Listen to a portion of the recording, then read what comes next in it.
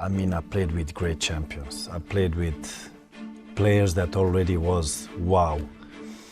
But the one I felt that could do it longer was, and he didn't do it, was Adriano when I was in Inter. That for me was, when I came to Inter, the first thing I said to the president, I demand him to stay because he's the player I want to play with. This is the story of Adriano, a man built like a tank, blessed with the left foot of a god, and feared by every defender on the planet. A man who was supposed to rule football, but whose destiny changed with one phone call.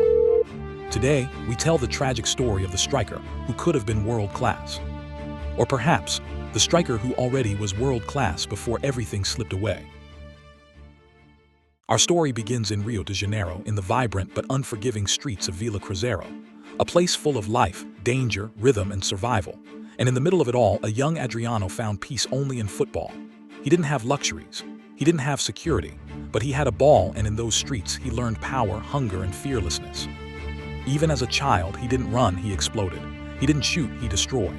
His physique was absurd for his age. His finishing was instinctive. His confidence was untouchable. He wasn't just good, he was something Brazil hadn't seen before. A mix of Ronaldo's technique with the raw force of a heavyweight. It didn't take long before Europe came calling. At just 18, Adriano joined Inter Milan, and from the moment he arrived, he was different. The way he trained, the way he moved, the way he struck a ball with terrifying aggression and perfect precision. His acceleration looked like a cheat code, and his body defenders simply bounced off him. But his rise wasn't linear. Inter loaned him out to Fiorentina, then Parma, and that decision changed everything. Because at Parma, the world met the emperor.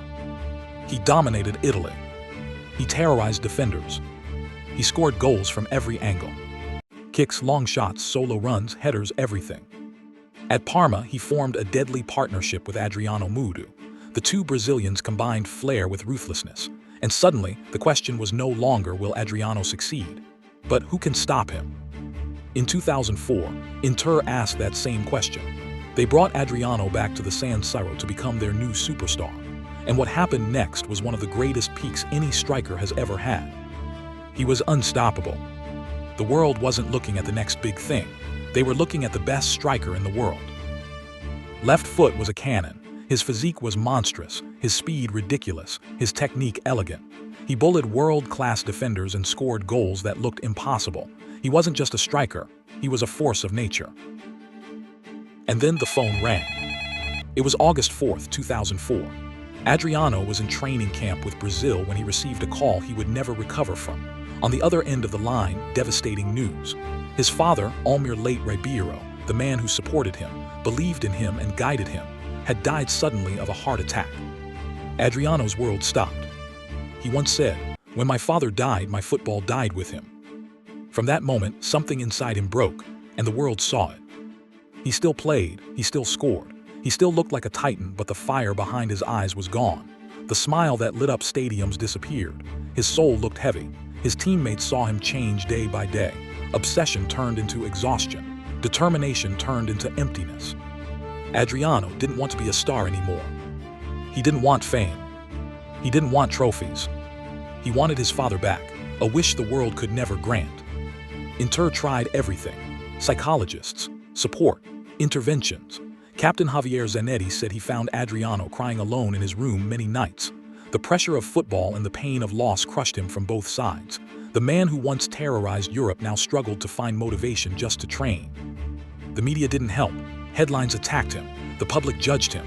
The football world, as always, moved on quickly. Adriano turned to nightlife to forget the pain, even if only for a few hours. Alcohol became an escape, but escapes become habits, and habits become chains. He missed training sessions. He arrived late. He struggled with fitness. And slowly, he slipped away from the sport he once dominated. Inter still believed in him, but even love has limits, and eventually they released him. He returned to Brazil to rebuild his life, to be with family, to find peace. At Flamengo, he had flashes of brilliance, reminding everyone of the emperor he once was. Brazil welcomed him home with open arms, but internally, the battle continued. Weight fluctuated. His performances were inconsistent, and although he showed glimpses of the old Adriano, the full return never came. He moved from club to club, Roma, Corinthians, Atletico Paranaense, but it was clear. the story would never return to its peak.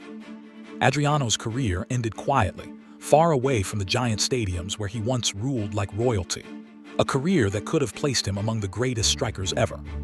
And yet ask fans today. Ask players. Ask defenders who faced him. Ask Brazilians who remember that left foot. All tell you the same thing. Adriano wasn't supposed to be world-class. He already was.